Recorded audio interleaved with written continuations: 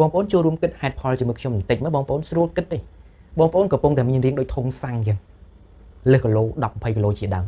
ហើយបងប្អូនហាត់ប្រាណក៏ពិបាកឬក៏អត់ហាត់ឬក៏អត់មានពេលហាត់ឬក៏ខ្ជិលហាត់ជាដើមប៉ុន្តែអាហារដែលបងប្អូនញ៉ាំមួយថ្ងៃ2 3ពេល3 4ពេលហ្នឹង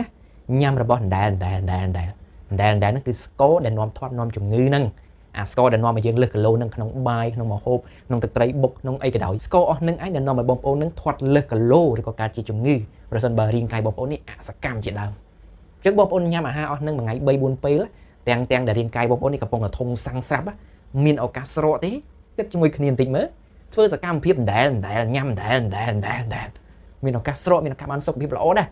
ជួយគិតគ្នាបន្តិចមើលផ្លាស់ប្ដូរអាហារផ្លាស់ប្ដូរប្រភពនៃបញ្ហា